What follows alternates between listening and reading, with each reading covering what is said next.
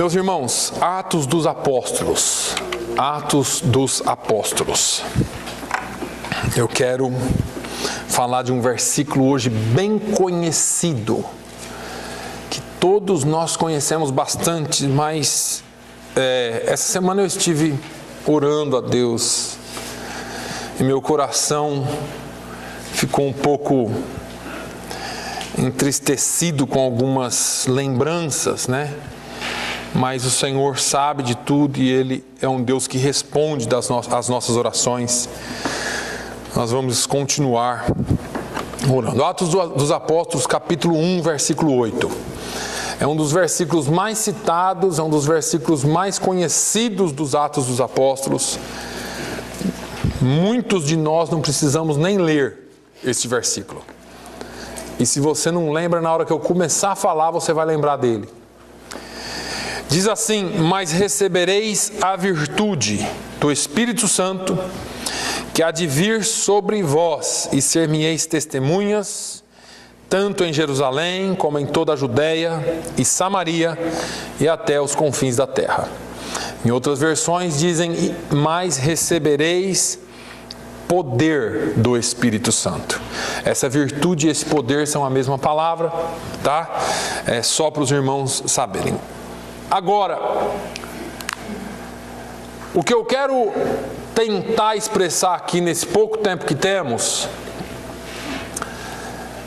é algo que Deus tem chamado bastante a minha atenção e eu gostaria de compartilhar com os irmãos nessa manhã. E a primeira coisa que eu gostaria de fazer é uma pergunta para a igreja. O que você é no reino? Testemunha de Jesus ou espectador? Por que a pergunta? Porque as igrejas estão cheias de espectadores, mas nós não temos tantas testemunhas, a despeito de se chamarem ou se autodenominarem testemunhas. A palavra testemunha no original do texto sagrado significa mártir. Eu já falei isso aqui. Ou seja, aquele que está tão comprometido com a causa que está disposto a morrer por ela. Uma testemunha é alguém que vai até as últimas consequências e, se necessário for, até a morte por causa de uma causa. E neste caso, Jesus disse: recebereis poder ou a virtude do Espírito Santo, que há de vir sobre vós, e ser-me-eis testemunhas, ser-me-eis mártires, ser-me-eis aqueles que vão levar este evangelho até os confins da terra. Em outras palavras, eu poderia traduzir isso de forma diferente. Não existe testemunha, não existe um cristão ou um evangélico ou uma testemunha do evangelho que não esteja disposta a dar a sua vida pelo evangelho. Ou então tal pessoa não é testemunha. Isso é sério. É apenas um admirador, é apenas um espectador, é apenas um seguidor. Mas Jesus disse que nós receberíamos a virtude para sermos testemunhas. Depois da morte de Estevão, nos capítulos 6 e 7 de Atos, ele é o primeiro mártir da história da igreja. A partir daí, o termo testemunha como mártir se aplica a todos os apóstolos e seguidores, ou aqueles que são discípulos de Jesus, que devido à sua fidelidade, à sua lealdade a Cristo, davam e dão a sua vida pelo Evangelho. Nós temos o costume de voltar lá atrás nos Atos dos Apóstolos, na história da igreja de talvez alguns séculos atrás, e falar de pessoas que morreram pelo Evangelho, mas hoje existem muitas testemunhas sendo mortas por amor a Cristo. Esses homens, eles corroboram com a expressão do texto, que levam aquelas testemunhas a morrerem por amor a Cristo e não negarem a sua fé. Se a gente, eu não sei se você já leu todo, mas se você quiser, releia, com muita calma, sem pressa, sem correria, releia o livro de Atos. Se você ler o livro de Atos dos Apóstolos, você vai notar que testemunho ou testemunhar são as palavras-chave, fundamentais do livro. E por diversas vezes essas expressões elas são repetidas por todo o livro. A gente poderia pegar Atos 1 e 22, 10 e 39, 10, 41 a 44, 13, 22, 15 e outras. Em todos esses textos e outros textos do livro de Atos, testemunhar é uma expressão repetida, sempre aplicada em relação àqueles que se comprometeram com o Evangelho de Jesus Cristo de tal forma, a tal nível, que se tornaram reprodutores, pregadores do Evangelho, a despeito das perseguições que eles sofreram e sofriam. A questão de testemunhar do Evangelho do Senhor é tão séria na Bíblia e é tão poderosa que em Apocalipse, no capítulo de número 12, nos versículos 10 e 11, diz assim: e eu ouvi uma grande voz no céu que dizia: agora é chegada a salvação, e a força, e o reino do nosso Deus, e o poder do seu Cristo, porque já o acusador de nossos irmãos é derrubado, o qual diante do nosso Deus os acusava dia e noite, e eles o venceram pelo sangue do Cordeiro e pela palavra do seu testemunho, e não amaram as suas vidas até a morte.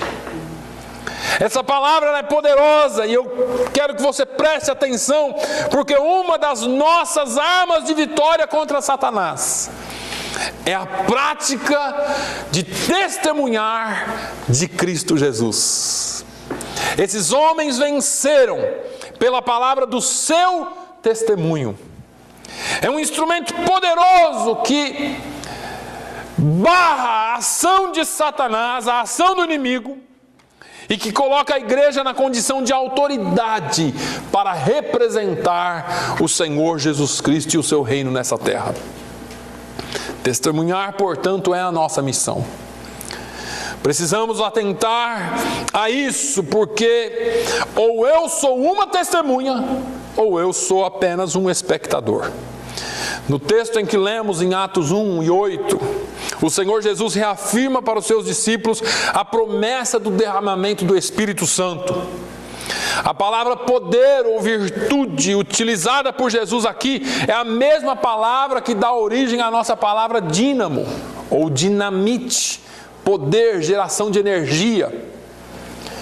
O que Jesus está dizendo é que este poder do Espírito Santo que haveria de vir sobre a igreja, e veio, é um poder que nos transforma numa potência de Deus para implodir, para destruir as fortalezas de Satanás e estabelecer a igreja de Cristo na terra, no lugar que chegarmos, como agência central de Deus para o seu reino e na terra. De modo que, quando Jesus diz, recebereis poder, ele havia falado um pouquinho antes, em um dos seus evangelhos, aliás, em 2 dos seus evangelhos, para eles aguardarem, para eles esperarem em Jerusalém. Quando nós observamos a palavra de Deus, nós vamos notar que desde o Antigo Testamento há uma promessa e um desejo de Deus de derramar o Espírito Santo sobre a igreja. Em Provérbios 1:23, o sábio diz: atentai para a minha repreensão, pois eis que vos derramarei abundantemente do meu Espírito e vos farei saber as minhas palavras. Aqui existe uma menção ao Espírito de Deus como alguém que abre o seu entendimento para conhecer a palavra de Deus. Aleluia. Fala em Isaías 44:3, porque derramarei água sobre o sedento e rios sobre a terra seca, derramarei o meu Espírito sobre a tua posteridade e a minha bênção sobre os teus descendentes. Já em Isaías, a promessa de que viria. Joel 2:28 e 29 é a palavra mais conhecida sobre o derramamento do Espírito Santo. E ele diz: e há de ser que depois derramarei o meu Espírito sobre toda a carne. E vossos filhos e vossas filhas profetizarão, os vossos velhos terão sonhos, os vossos jovens terão visões, e também sobre os servos e sobre as servas naqueles dias derramarei o meu Espírito. Esse texto é famoso. Aqui o Senhor usa o profeta para dizer que nos últimos dias ele derramaria, ele faria. Quando Jesus repete essa promessa em Atos 1:8, ele está confirmando, está reafirmando a mensagem que os profetas já haviam anunciado acerca deste assunto. Receberei poder, descerá sobre vós o Espírito Santo, vos encherei. João Batista, quando está pregando no deserto da Judéia, em Mateus 3:11, ele diz assim: olha, e eu em verdade vos batizo com água para o arrependimento, mas aquele que vem após mim é mais poderoso do que eu, cujas alparcas não sou digno de levar. Ele vos batizará com o Espírito Santo e com fogo. Essa é a proposta de Deus para nós. Esta é a promessa de Jesus para nós. Em Lucas 24:49, Jesus está prestes a ser levado ao céu. Ele chama os seus discípulos e diz: ficai, eis que eu vos envio a promessa de meu Pai. Ficai, pois, na cidade de Jerusalém, até que do alto sejais revestidos de poder. A expressão revestidos aqui me chama a atenção também. Jesus usou essa expressão porque ela é interessante, porque ela não anula o que nós somos. A expressão revestidos não anula o que nós somos. A expressão revestidos pode ser traduzido mais ou menos assim: vestir de novo, cobrir a segunda vez. E se eu fosse traduzir melhor ainda, eu diria que a camisa cobre. E se eu colocar uma jaqueta, um terno por cima, eu vou revestir, eu vou recobrir, eu vou vestir segunda vez. O que Jesus fala aqui é mais ou menos assim: você tem dons, você tem habilidades, você tem características e potencialidades em particular. Algumas nasceram com você, outras você desenvolveu no decorrer da sua vida. Mas para fazer a minha obra, não basta ter dons naturais, é preciso ser revestido de poder. Não basta você contar com aquilo que você tem, você precisa ter mais. E esse mais, essa alguma coisa mais, é o poder do Espírito Santo que há de vir sobre vós. Quando ele usa a expressão, é como se ele dissesse: eu não anulo quem você é. Eu não anulo a sua personalidade, eu não anulo aquilo que você tem de melhor, eu não anulo as características que você já tem. O que eu vou fazer é potencializar aquilo que eu já te dei.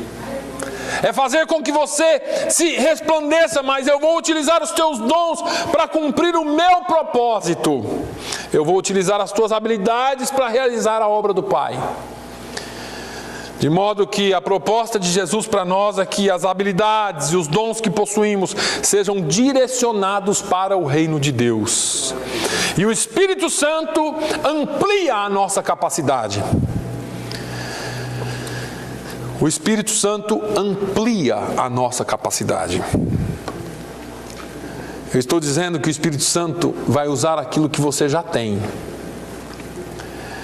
Vai ampliar a tua visão e vai fazer a obra de Deus acontecer na sua vida e na terra. Agora, observe que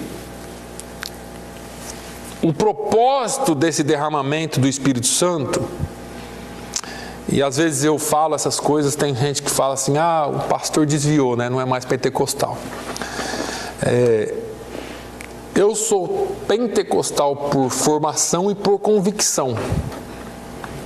Por que eu sou pentecostal por convicção? Porque eu acredito na ação e na atuação do Espírito Santo e dos dons espirituais para os nossos dias. Eu acredito na contemporaneidade dos dons espirituais. Eu acredito que Deus ainda utiliza os seus dons e ainda enche a igreja com seus dons para a sua obra. No entanto, eu não posso fingir, irmãos, que eu não percebo que o propósito primário do derramamento do Espírito Santo não é falar em línguas. Que o propósito primário do derramamento do Espírito Santo não é profetizar. Que o propósito primário do derramamento do Espírito Santo não é a revelação ou revelar. O texto nos revela que a proposta de Deus quando derrama o seu Espírito sobre a sua igreja é ser-me-eis testemunhas. Aleluia. Pastor, mas isso não inclui falar em línguas, isso não inclui profetizar, isso não inclui visão, inclui tudo porque faz parte da promessa. Mas se você tiver só isso e não for testemunha, então você corre o risco de não ser testemunha. Presta atenção. O que é que significa? Significa que se o poder do Espírito Santo que opera em mim e em você não nos tornou testemunhas, existe uma grande probabilidade desse poder não ser o poder do Espírito Santo. E eu vou explicar para você e explico aqui sempre. Porque tem gente que fala língua, mas também fala mal do irmão. É sério, né? Tem gente que profetiza na igreja, mas lá fora xinga, mas lá fora fala coisas que não deveria falar. Ou então o seu coração está sujo. Tem gente que tem visões, mas não sabe ao certo discernir de onde vêm essas visões. A proposta primeira é ser-me-eis testemunhas. Vale a pena repetir aquilo que eu já disse. Testemunhar é estar tão comprometido com a causa que você está disposto a dar a vida por ela. Infelizmente, nem todos os cristãos estão dispostos a dar a vida por esta causa. Irmãos, existe uma debandada muito fácil quando a coisa aperta um pouquinho.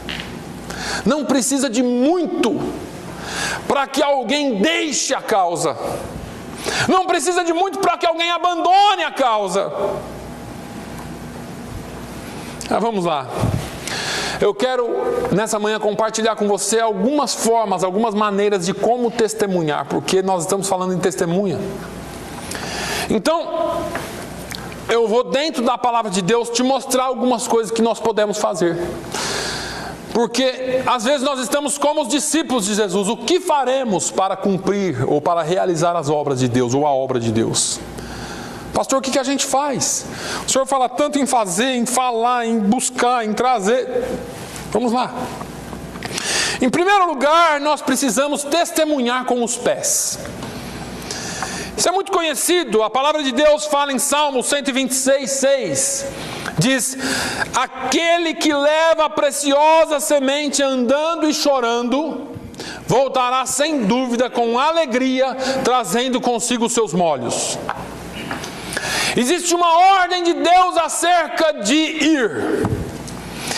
Testemunhar com os pés não é tirar o carro da garagem uma vez por semana para vir para a igreja.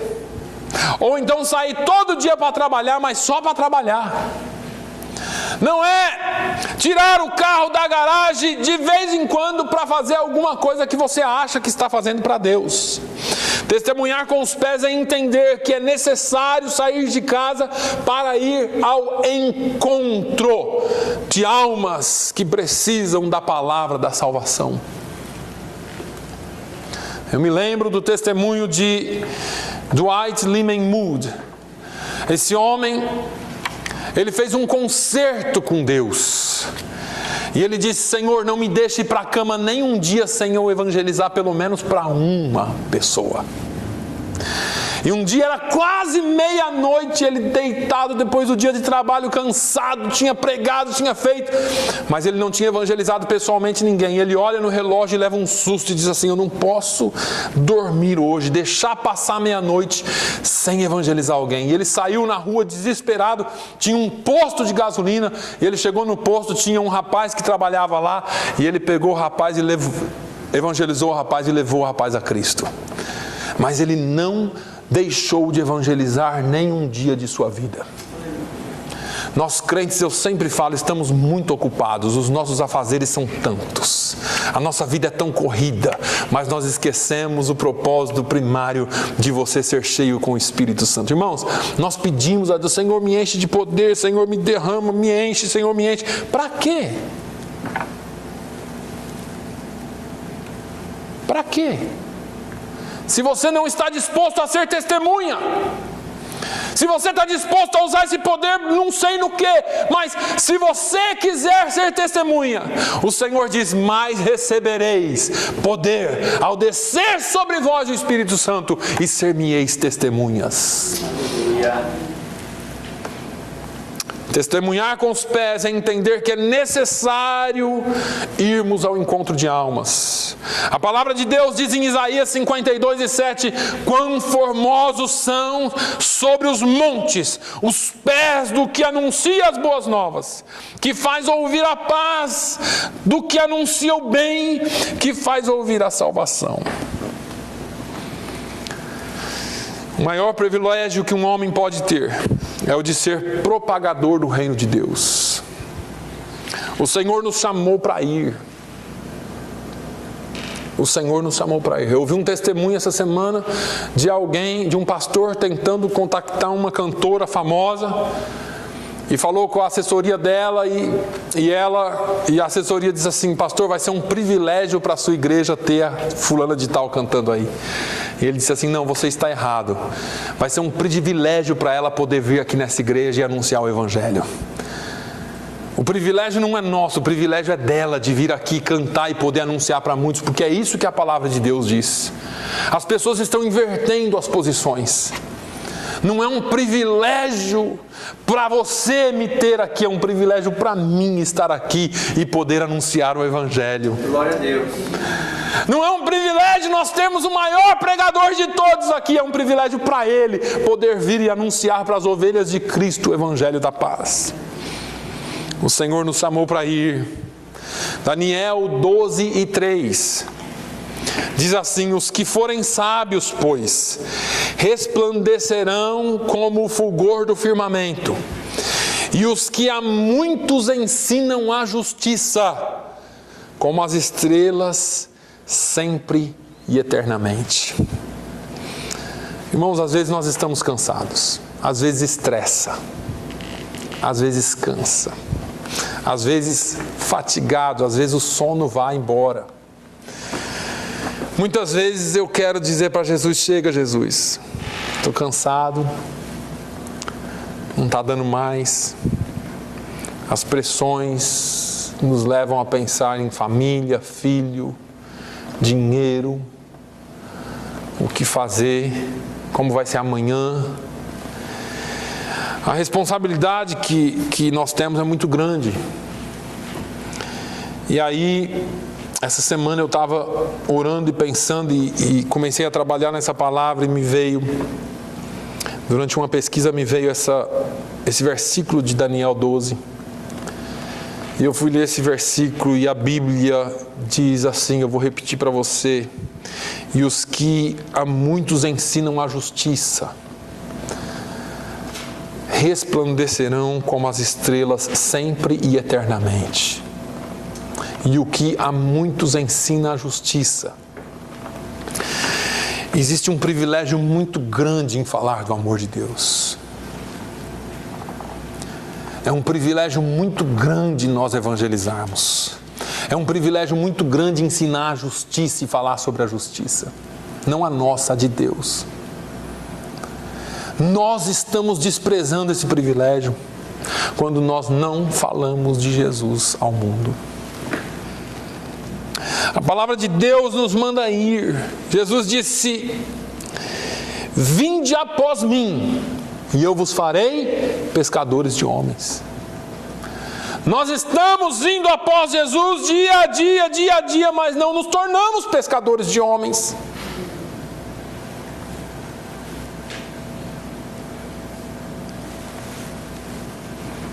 Eu vi uma estatística ontem, enquanto eu pesquisava, trabalhava nisso, me deixou assustado. Estatística real em tempo presente.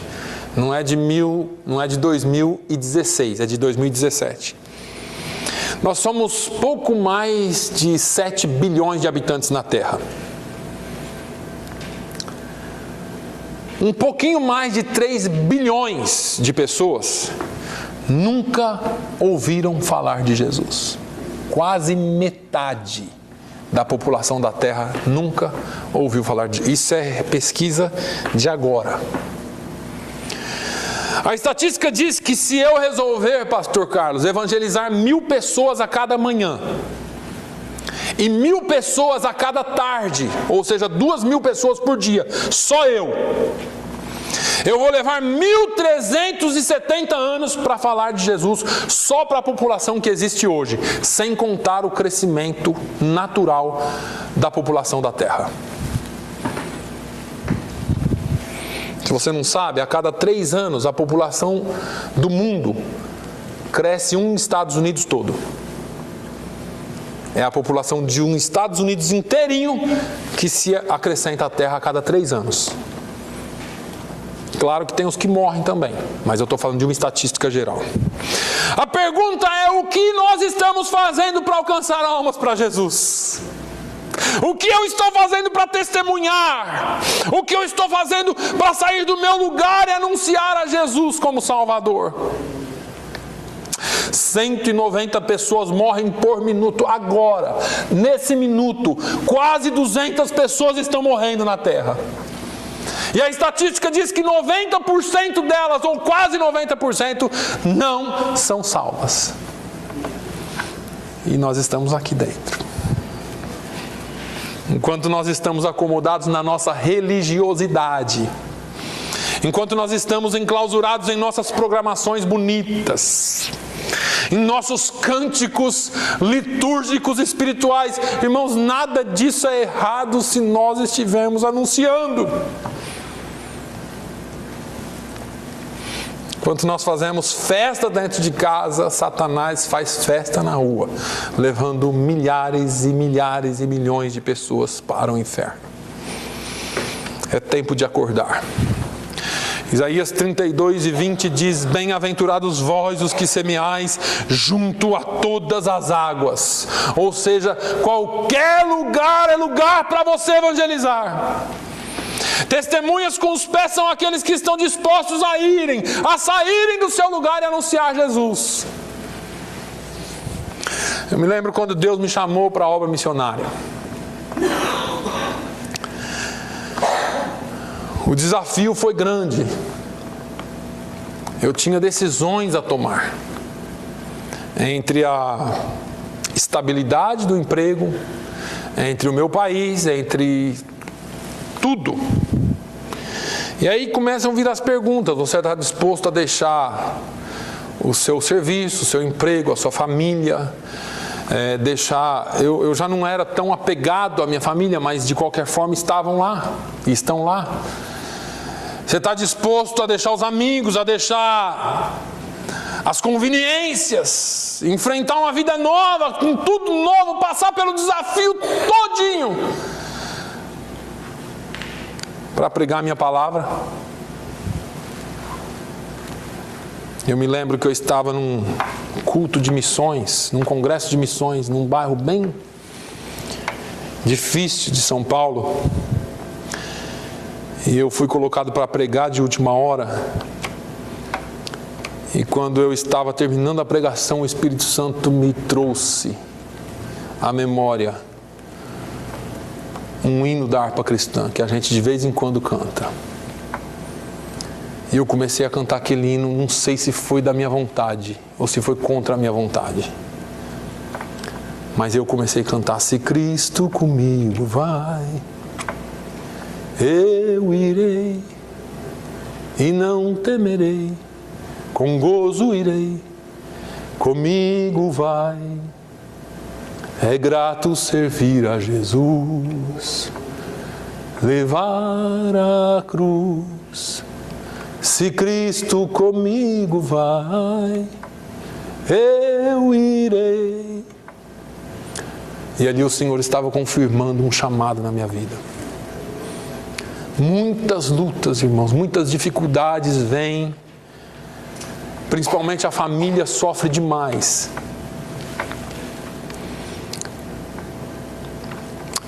Mas não foi por nenhum outro motivo que eu deixei a minha nação para vir aqui, a não ser por amor ao Evangelho. Aleluia.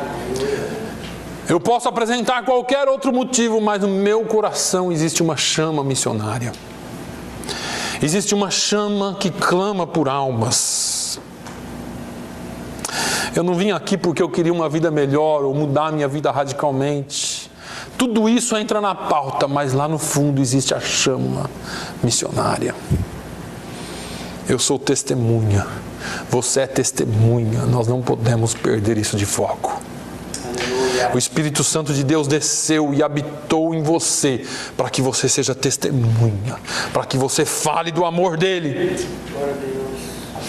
Alguma coisa tem que ser feita. Nós precisamos nos mexer, mas eu vou continuar por causa do horário. Nós precisamos, em segundo lugar, testemunhar com os joelhos.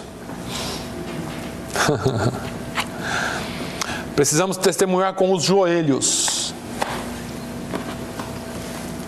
O apóstolo Paulo, em Efésios capítulo 6, lá nos versículos 18 e 19, ele está concluindo a sua orientação ao povo aos Efésios, e ele diz: orando em todo tempo, com toda oração e súplica no Espírito, e vigiando nisto com toda a perseverança e súplica por todos os santos, e por mim, para que me seja dada, no abrir da minha boca, a palavra com confiança, para fazer notório o mistério do Evangelho.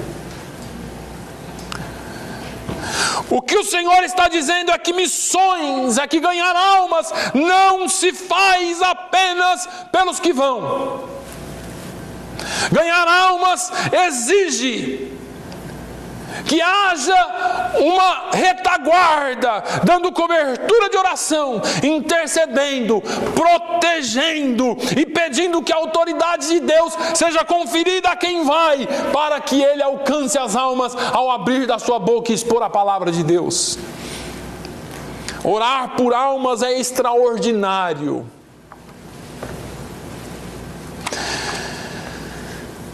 Quantos de nós oramos ao Senhor e dizemos: queremos almas, Senhor, eu quero almas, eu quero almas, eu quero almas.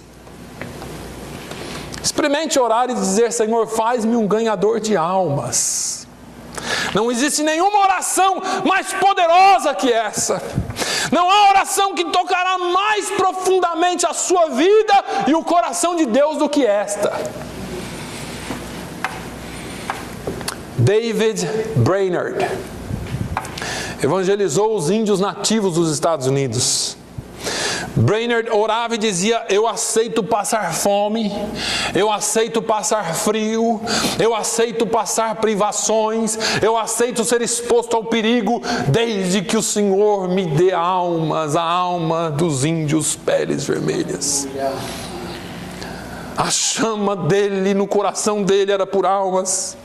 O monge cristão alemão Nikolaus von Zinzendorf, quando estava orando por almas, diz a Deus: eu entrego a minha casa, a minha família, a minha esposa, os meus filhos, mas eu quero almas, almas para o celeiro. John Knox, Weeds, o grande avivalista escocês, ele orou anos a fio dizendo a Deus: dê-me almas da Escócia, ou me mata, me tira a vida, porque eu quero almas.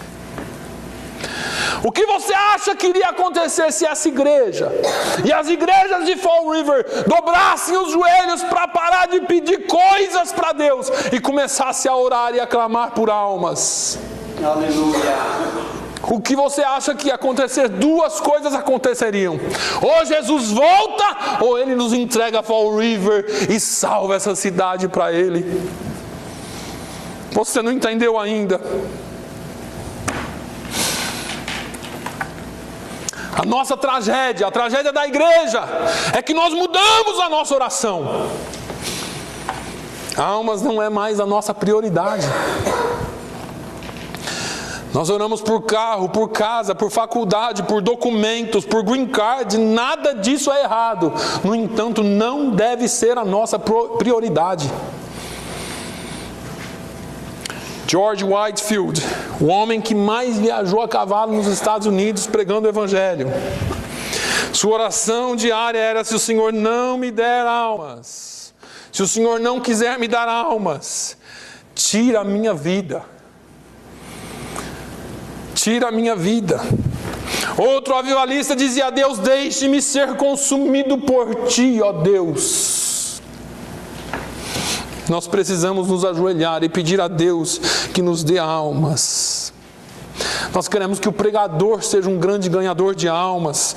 Nós queremos que qualquer um outro seja um grande pregador de almas, mas não paramos para dizer: Jesus, enquanto ele prega, enquanto ele anuncia, convence o pecador, salva o pecador, resgata o pecador. A responsabilidade cai toda sobre uma pessoa.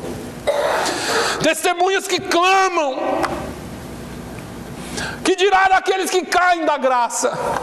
Ontem à noite, enquanto eu orava, nessa madrugada ainda, já era 2 horas da manhã quase, e eu estava orando e me veio o jovem Joshua no pensamento de novo. E eu comecei a orar por ele, a chorar pela vida dele, dizendo: Senhor, onde ele estiver, alcança ele de novo.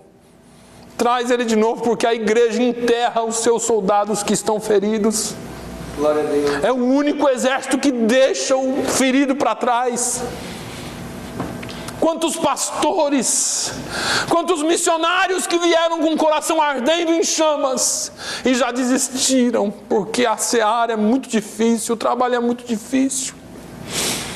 Eu não conheço tantos. Depois do culto, conversa com o pastor Carlos Boaventura, ele vai te falar quantos nomes estão na lista de homens e mulheres que já abandonaram quase que a fé, porque não suportaram o peso da caminhada sozinho. E a igreja está apática, nós não clamamos mais por almas. Quando alguém cai, nós vamos na internet e falamos dele. Está sabendo do fulano? Pecou. É para matar de vez, é para pisar e acabar de enterrar o fulano mesmo. Não há dor por aqueles que caem da graça. A igreja não sofre mais pelos seus feridos. Aleluia. A igreja não padece mais por aqueles que trabalham por anos a fio e quando dão um tropeção são enterrados, são massacrados, até amaldiçoados, porque não poderiam, porque tinham que ser perfeitos. Já está na hora da igreja mudar o foco e começar a orar e a clamar por vidas para que elas sejam salvas para a glória de Deus. Aqueles que estão caídos, está na hora da igreja começar a fazer campanha sim. Não campanha para eu receber isso ou receber aquilo, mas campanha pelo perdido. Vai, faz, vem, vai na sua casa, chama a igreja. Vamos começar a fazer campanha sim pelo perdido. A oração de um justo pode muito em seus efeitos. A oração do justo pode muito, e não desista, não desista, porque Deus quer salvar sim. Ou mudamos o nosso foco, ou seremos consumidos pelo secularismo, pelo mundanismo, pelo materialismo, pelo ateísmo que está invadindo a nossa sociedade. Pergunta para você hoje.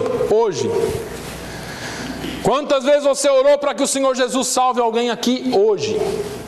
Eu estou falando de hoje. Hoje.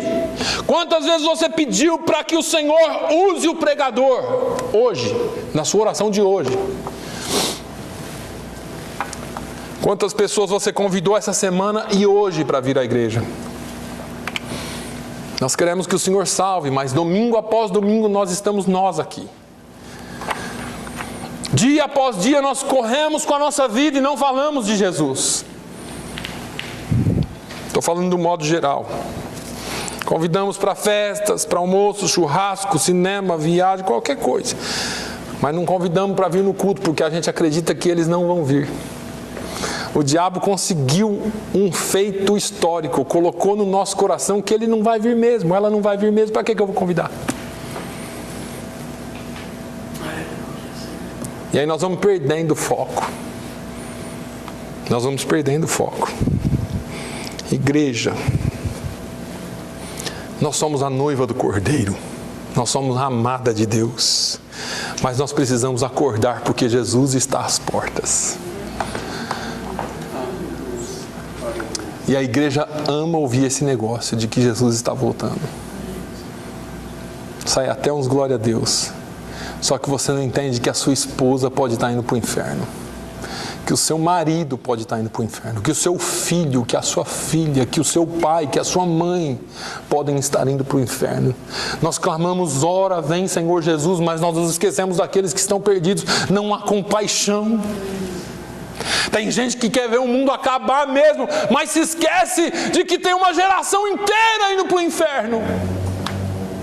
Eu diria, não vem ainda, Jesus, nós precisamos fazer mais.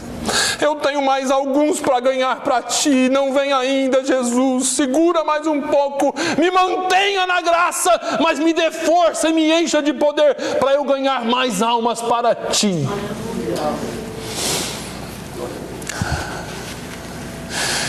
Não vá para a cama hoje sem chorar pela vida de alguém.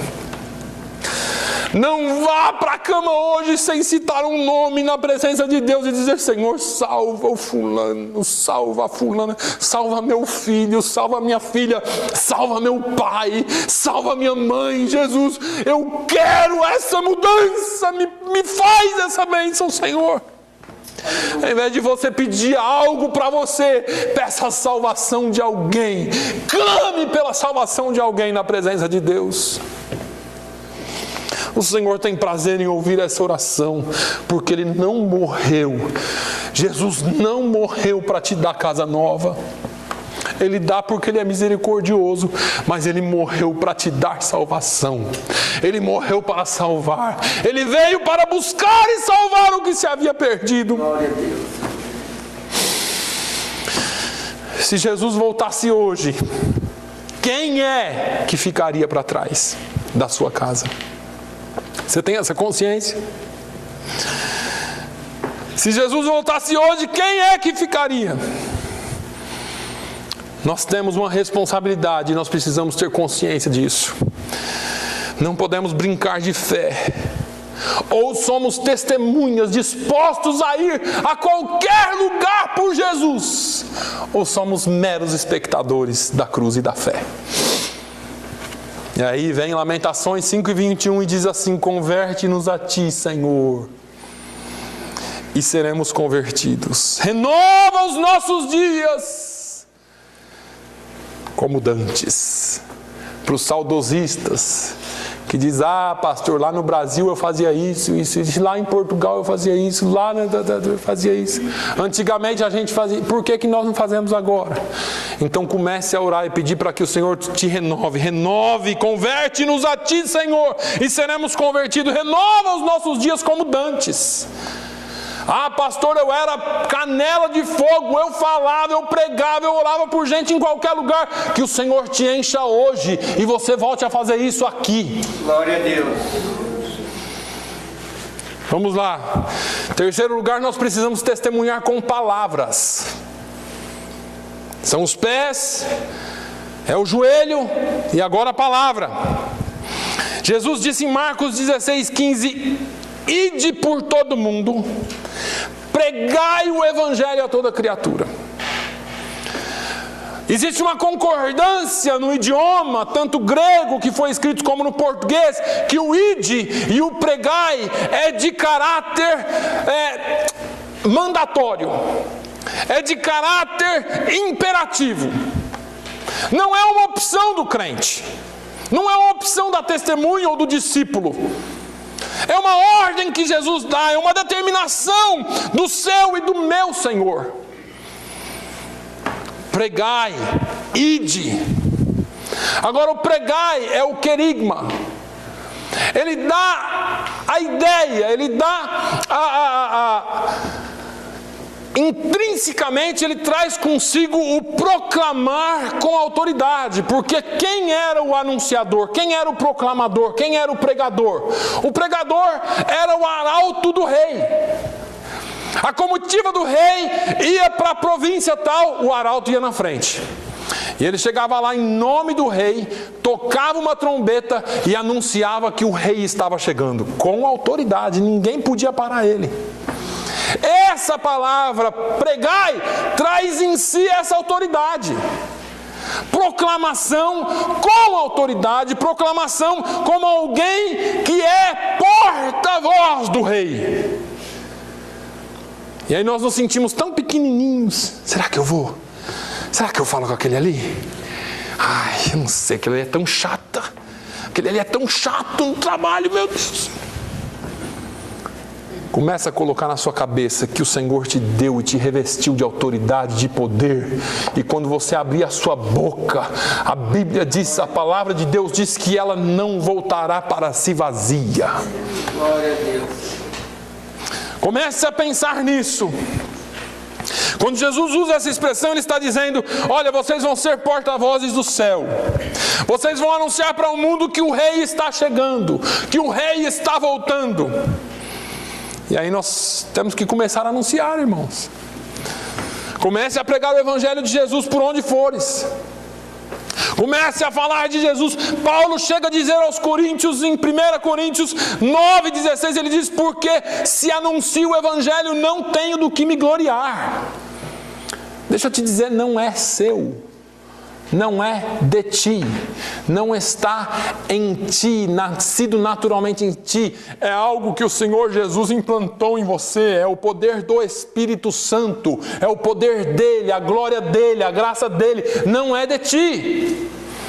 Eu não tenho do que me gloriar, pois me é imposta essa obrigação.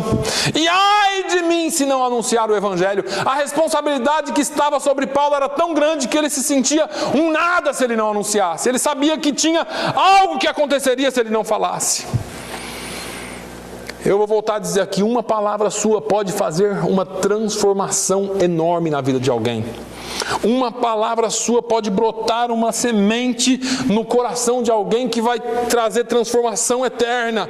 Uma palavra pode gerar um livramento, uma palavra pode gerar um milagre extraordinário na vida de alguém. É incrível como nós tratamos de qualquer assunto, irmãos. Nós somos especialistas em tudo. Brasileiro, então, nem se fala. Sabe tudo de futebol. Sabe tudo de qualquer assunto. Tratamos de qualquer coisa, irmãos. Política, futebol, novela, minisséries do Netflix, filmes do Redbox. Somos computador, então, né, irmão Luiz? Nós somos bons nesse negócio. Joguinho da moda. Tudo. Nós sabemos de tudo. Nós só não conseguimos falar do Evangelho. Falta. Ah, pastor, não sei o que falar. Esse negócio de evangelizar tem que ser o pastor, ele que sabe. Como que evangeliza? Como que fala? Não sei, nós não sabemos. Nós sabemos de computador demais, de tudo demais. De falar de evangelho. E nós lançamos a responsabilidade para os outros, como se ir para o céu todo mundo quer. Não conseguimos falar do evangelho. Jesus disse, abre a tua boca e eu vou enchê-la. Abre a tua boca. Comece a falar. As primeiras vezes que eu falei de Jesus, eu não sabia também nem onde eu estava. Foi tão interessante que eu comecei a falar de Jesus para um povo lá dentro do quartel. E um dia eu estava lá, eu já falei esse testemunho aqui, tinha 2 sargentos lá, o Ribamar e o Mascarenhas era unha e carne. E eles 2 às vezes tiravam algum barato e tal. E eu comecei a falar de Jesus lá para o povo. E um dia nós estamos numa sala de aula lá à noite, numa sala de aula que não estava sendo usada, de serviço. Nós fomos para lá, depois das 7 era livre, nós fomos para lá, ajoelhamos lá, uma meia dúzia de crente e começamos a orar. Daqui a pouco chega Ribamar e Mascarenhas. Eu não lembro se era o Ribamar ou se era o Mascarenhas, que estava com uma cólica renal violenta. Deu nele naquela hora. E antes de levá-lo para o hospital, alguém lembrou de que nós estávamos na sala de aula orando. E eu orei por eles. Eu não sabia falar nem direito, irmão, sobre Jesus ainda. Eu orei por ele e ele foi curado instantaneamente. Nem para o hospital foi. Eles 2 aceitaram Jesus naquele dia. E eles 2 hoje são obreiros na casa do Senhor. Glória a Deus. Porque uma palavra sua pode fazer a diferença. Mesmo que você não saiba falar nada. Muitas vezes nós queremos falar bonito, nós queremos ter todo o conhecimento teológico, mas Jesus diz, abre a tua boca. O Espírito Santo que está em ti, irmãos, Ele vai te direcionar no que precisa falar. Um Jesus te ama, um Deus te abençoe. E você pode dizer, pastor, a pessoa não me dá ouvido. Eu já falei Deus te abençoe para ele 50 vezes, ele não dá ouvido. Deixa eu te falar, a palavra de Deus diz que ela é martelo que esmiuça a penha. Esse martelo bate uma vez, faz uma marquinha ali.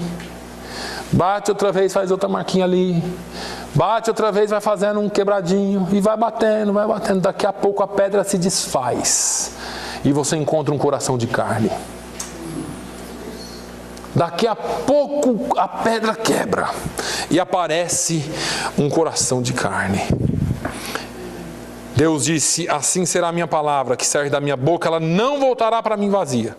Antes fará o que me apraz e prosperará naquilo para que a enviei. Isaías 55:11. Agora entenda, não é você. É a palavra de Deus. Por isso que não importa muito o seu conhecimento. Quando diz respeito a evangelizar, não importa muito. Quando diz respeito a ensinar, importa, mas a evangelizar não. Evangelizar você pode ir, porque o pescador, ele entende de pescar. Quem vai tratar, cozinhar é outros 500, tem que estudar. Mas o pescador não, ele lança a rede e traz para dentro. A sua obrigação é lançar a rede e trazer. Deixa que aqui a gente cozinha, bota no fogo baixo, coloca uns temperinhos, uns cheiro verde e vamos trabalhando até virar um caldo bom. Mas antes disso, alguém precisa lançar a rede. Paulo disse, porque não me envergonho do Evangelho de Cristo, pois é o poder de Deus para a salvação de todo aquele que crê. Irmãos, o Evangelho é poder, a palavra é o poder, não é você, não é na sua habilidade, é na palavra. E eu creio nesse poder, eu creio na palavra do Evangelho. Eu sei que a palavra que sai da sua boca vai alcançar o coração de alguém, você só precisa falar. Você só precisa soltar a palavra. Eu disse há pouco, Deus quer usar o que você tem. Deus quer potencializar, evidenciar o dom que há em ti.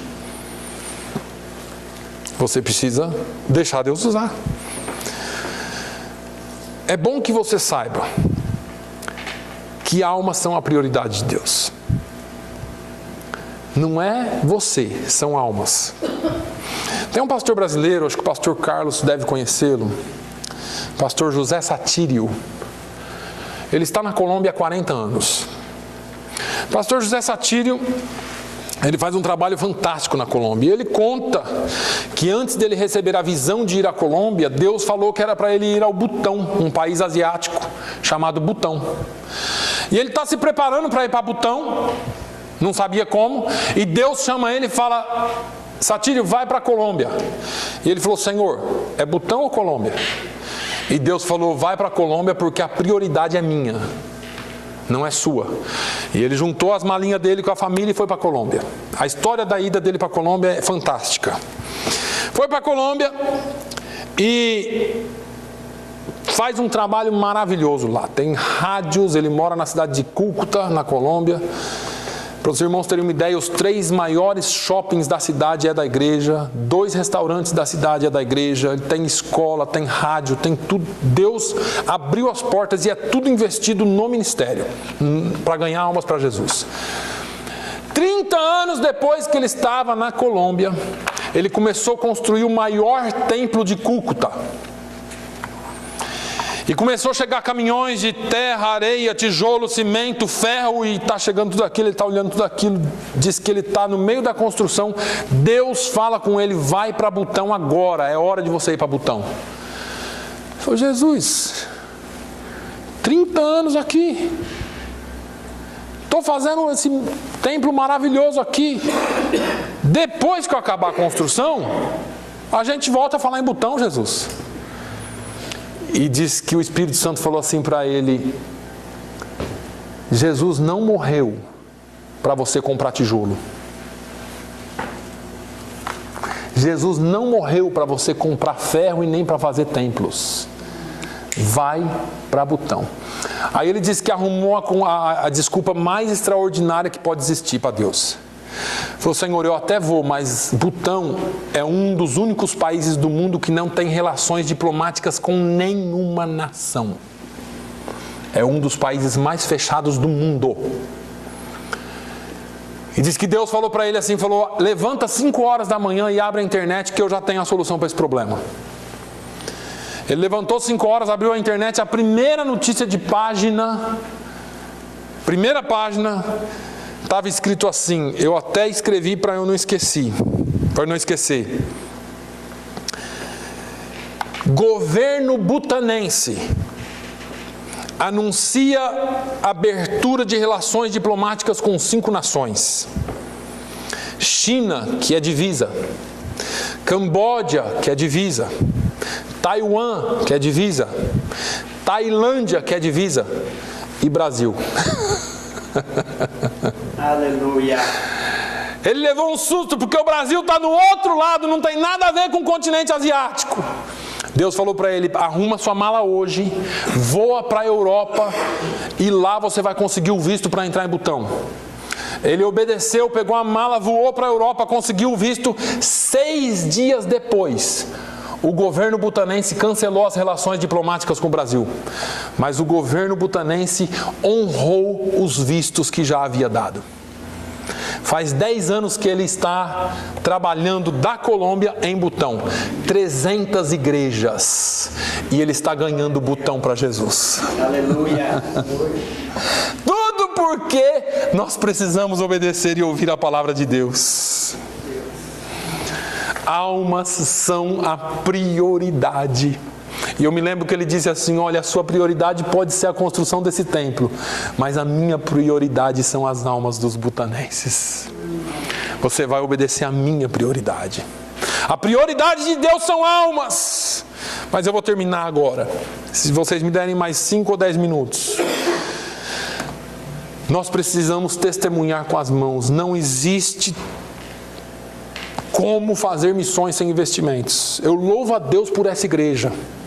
Essa igreja faz investimentos de missões em todo o leste europeu. Hoje nós estamos fazendo alguns investimentos em outras áreas do mundo, porque Deus tem abençoado esta igreja. Não há como fazer missões sem pessoas que estejam dispostas a semear na obra de evangelização especificamente. Não há como fazer missões sem corações que coloquem os seus recursos e bens à disposição do reino de Deus. Eu já li aqui hoje: ao que distribui, mais se lhe acrescenta. Ao que semeia, mais se lhe acrescenta. E ao que retém mais do que é justo, é para a sua perda. A alma generosa prosperará, porque a matemática de Deus é: divide que eu multiplico. Tem gente que fala: não, eu vou multiplicar, e aí trava tudo. Deixa Deus fazer a matemática dele na sua vida. E aí um pouquinho mais à frente em Provérbios 11:30 diz: o fruto do justo é a árvore de vida, o que ganha almas é sábio. Irmãos, não há sabedoria em construir impérios. Só há sabedoria humana.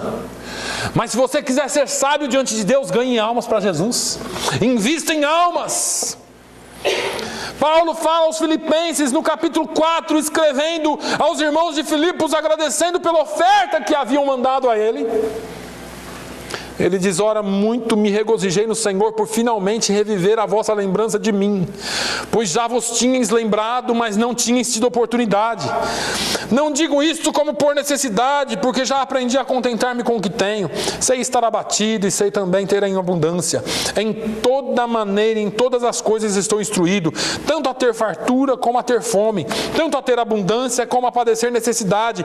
Posso todas as coisas em Cristo que me fortalece. Todavia, fizestes bem em tomar parte na minha aflição. E bem sabeis também, ó Filipenses, que no princípio do Evangelho, quando parti da Macedônia, nenhuma igreja comunicou comigo com respeito a dar e a receber, senão vós somente. Porque também uma e outra vez me mandastes o necessário a Tessalônica. Não que procure dádivas, mas procuro fruto que cresça para a vossa conta. Mas bastante tenho recebido, e tenho abundância. Cheio estou depois que recebi de Epafrodito o que da vossa parte me foi enviado, como cheiro de suavidade e sacrifício agradável e aprazível a Deus. O meu Deus, segundo as suas riquezas, suprirá todas as vossas necessidades em glória por Cristo Jesus. Paulo está reconhecendo a disposição dos irmãos em investir no trabalho que estava sendo realizado. Tem gente que pensa que enviar um missionário, irmãos, enviar uma família missionária, enviar um cara desgarrado, uma família desgarrada para passar necessidade. Igrejas que enviam e depois de 3, 4 meses abandonam, vão diminuindo. A promessa foi de sustentar com tanto, daqui a pouco é metade daquilo, daqui a pouco é um quarto daquilo, daqui a pouco não é nada. Eu não estou falando do que eu não conheço, hein? Tem gente que pensa que enviar missionário é enviar um cachorro sem dono para dar murro em muro chapiscado de cimento, sabe? Chapisca o muro e o cara vai lá para sofrer. Tem gente que pensa que missionário, família de missionário não come, são anjos. Tudo ser espiritual. É sério esse negócio. Isso é um despertamento para a igreja.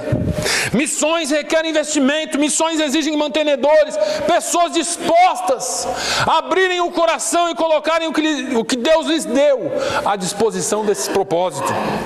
É necessário que a igreja entenda isso. É necessário que você entenda que os recursos que o Senhor tem te dado devem também serem usados na obra de expansão do reino na face da terra. Vocês não fazem ideia de quanto o satanismo investe pesado para a expansão do projeto de Satanás. Vocês não fazem, não é investimentozinho não. Eu estou falando de filmes, de livros, de minisséries, de coisas, de jogos, de tudo que vocês pensarem, de diversões, entre aspas, o satanismo tem investido. E eu vou falar uma coisa para vocês. Vocês acham que o governo ele investe tanto, ele faz uma campanha tão poderosa para destruir a família? Vocês estão pensando que isso é gratuito, que não custa nada? São milhões que saem do seu bolso para investir na destruição da sua casa. Agora, quando fala de abençoar um missionário, o negócio é terrível. O diabo não brinca de ser diabo. A igreja às vezes brinca de ser igreja e a igreja fica apática. Não é gratuito. Você não faz ideia de como o islamismo está investindo. Pastor, eu li essa semana um negócio que me deixou arrepiado. Convidaram um determinado pastor, eu quero te convidar para fazer um projeto comigo na América do Sul. Ele falou assim, eu quero te convidar para fazer um projeto comigo no Nordeste do Brasil, 3 estados. Mas isso aí está cheio de crente. Ele falou, não senhor, deixa eu falar para você, hoje, estatística atual desse mês, só na Bahia, no Brasil, tem 2.000 povoados que não ouviram falar de Jesus. Só na Bahia, um estadozinho desse tamanhozinho. Maranhão, Paraíba, Piauí, tomados pelo islamismo. tomados. A igreja praticamente perdeu. Tem pastor que se converteu ao islamismo. Está achando que é brinquedo? Está achando que o diabo brinca com você porque você é crente? O diabo não brinca com ninguém.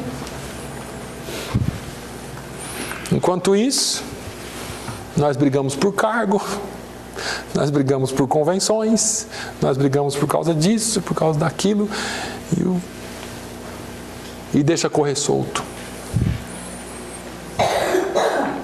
Nos matamos internamente. Enquanto nós estamos brigando, o Espírito Santo está dizendo, eles não entenderam o motivo pelo qual eu dei poder, eu dei autoridade. Eles não compreenderam bem. É tempo da igreja acordar. Invista em Bíblias. Invista em bons livros. Irmãos, tem crente aqui que nunca leu um livro, nem evangélico, nem secular, nada. Invista em conhecimento. Invista. Não se deixe ser doutrinado pelo mundo. Seja você doutrinado pela palavra de Deus. Invista em almas, invista em vidas. Tudo fica ultrapassado. Seu carro, sua casa, seu diploma, seu mestrado, seu doutorado, a única coisa que é eterna são as almas. E o Senhor está te chamando para ganhar almas. O Senhor está te chamando para ser um ganhador de almas. O problema é que nós estamos vivendo aqui como se a gente fosse viver aqui para sempre. E deixa eu te refrescar a memória. Você só está de passagem aqui. Quando eu vejo fotos do passado e vejo hoje, 30 anos atrás eu era forte, irmãos. Eu tinha 14 anos, eu era forte para molecão, magrelo, esquisito assim, mas era forte. Me achava o máximo, adolescente. Sabia tudo. Ninguém sabia mais do que eu. Né? Aí, 30 anos agora, eu já não sou tão forte assim. Já tenho insônia, já sinto dores, já canso fácil. Eu fico imaginando que daqui a 30 anos eu vou ser um idoso, se eu estiver vivo, com muitas e muitas privações e como que fala? Quando você não pode, você quer, mas não pode. Limitações. Obrigado. O tempo vai passando e você fala assim, caramba. Eu fui num congresso de jovens, num camp aqui da igreja, com os jovens daqui, num congresso de New England, e os meninos quiseram jogar basquete. Eu falei, vão entrar nesse jogo aí. Mas eu não consegui marcar uma cesta. Eles me bateram de 500-0. Moleque de 14, 15 anos pulava em mim assim, eu tirava a bola da minha mão que nem tira chupeta da boca de bebê. Falei, que é isso? Eu estou ficando mesmo velho. E o tempo vai passando. Mas deixa eu te dizer, almas não passam, almas são eternas. E elas vão ou para o céu ou para o inferno. Depende de nós. Aquilo que nós apresentarmos para Deus, ou aqueles que nós apresentarmos para Deus, são o que vão ficar para a eternidade. E essa escolha é sua. Fique de pé por um instante.